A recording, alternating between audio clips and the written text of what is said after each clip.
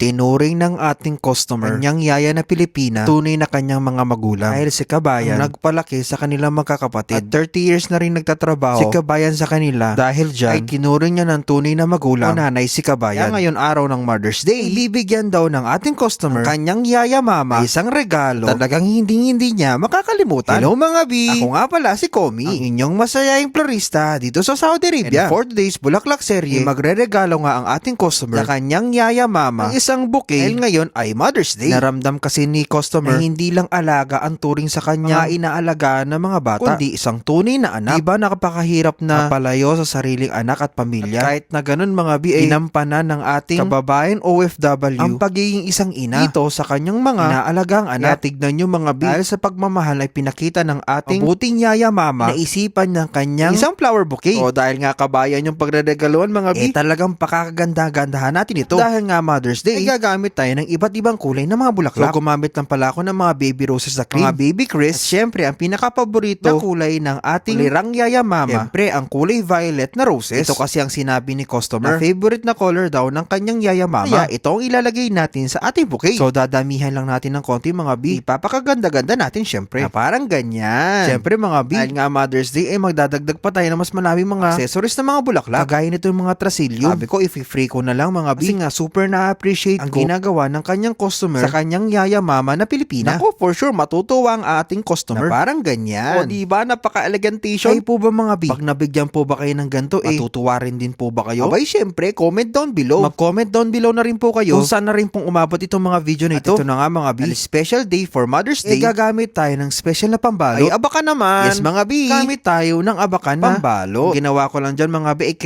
crumple ko pa lang na ganyan at ipapatong natin sa ating bouquet. So ulit-ulitin lang natin yung pagpaprocess ng ganyan mga hanggang sa matakpan yung pinakagilid ng ating bouquet. Kinikilig na nga yung ating customer kasi dyan pa lang daw sa pambalot napakaganda na daw. Pero wait, there's more. Para mas maging matagal ating mga bouquet, nalalagay ako ng sponge sa pinakailalim para makasipsip na maayos at syempre para tumagal yung bouquet natin. Syempre babalutan natin ng plastic na pambalot para pag tumagas yung tubig hindi tatapon. Syempre magdadagdag pa tayo ng mas maraming pandesign para matakpan yung pinakailalim ng ating bouquet. Syempre as but not the least ay maglalagay din tayo ng ribbon. O diba wawi wow? Talagang napawawi wow ang ating customer dahil for sure super appreciate ng ating yaya mama bouquet na matatanggap galing sa kanya alaga. O diba? Kaya po mga B, ludo po ako sa lahat ng mga kababayan nagpaparamdam, mamahal, nagpaparamdam ng isang tunay na pagmamahal ng isang ina dito sa Saudi Arabia. At syempre, the whole wide world na rin, no? Syempre, shoutout na rin po sa mga mama natin na walang sawang nagmamahal sa atin. Syempre, special shoutout sa mama ko. I love you, mama. So, paano ba yan mga B? Habang may panahon ay iparamdam na natin sa ating mga mama kung gaano natin sila kamahal. Maging tunay man na to, hindi. Dahil ang tunay na pagiging magulang, ang tunay na pagiging mama, hindi nasusukat. Kung kadugo mo man to, hindi. Importante, ang tunay na pagmamahal, isang ina at ang isang anak. So, paano ba yan mga B? Natuwa po ba kayo sa ating Bulaklak series? Kung natuwa po kayo, comment down below. Siyempre, wag din pong kakalimutan i-share ang ating video. Siyempre, follow na rin. Di man kayo nagfa-follow. Sige na, mag-follow na. O paano ba yan mga B? Follow na para sa mas marami pang Bulaklak serye na hatid sa inyo ng one and only masayahing florista dito sa Saudi Arabia. Walang iba kundi si Komi.